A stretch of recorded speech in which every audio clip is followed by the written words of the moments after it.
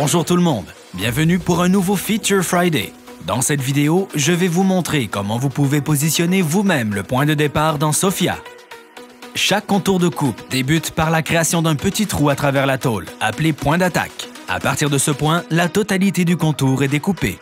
Ce petit trou peut être visible, ce qui n'est pas souhaitable sur certains bords de coupe. En positionnant dans Sophia un point de départ sur votre contour, vous avez vous-même le contrôle sur la position de ce point d'attaque. Procédez comme suit. Démarrez un nouveau projet et importez un élément plat. Il peut s'agir d'un fichier STEP, DWG, DXF ou TOB. Dans l'écran de configuration avec la reproduction 3D, cliquez sur le bouton « Positionner point de départ pour découpe ».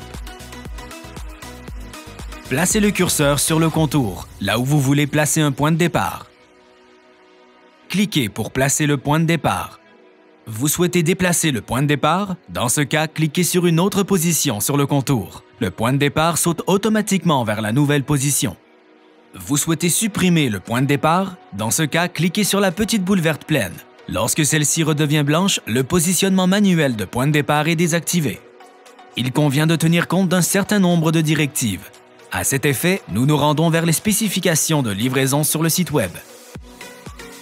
Tenez compte du fait que le point de départ se trouve toujours à 3 mm de l'angle, vu à partir de la fin du rayon, ou à 3 mm de l'entité. Pensez à un trou rond. Pour les tôles d'une épaisseur supérieure à 10 mm, la distance requise est 5 mm. Vous pouvez donc également ajouter un point de départ sur le contour d'un trou. En cas de fente longue et étroite, veillez à ne pas placer le point de départ au centre du contour. Le point d'attaque doit en effet se trouver à la verticale sur le point de départ. Il doit donc y avoir suffisamment d'espace. La position de votre point de départ définie manuellement est enregistrée automatiquement dans votre projet. C'est tout pour cette édition. Merci d'avoir regardé et rendez-vous au prochain Feature Friday.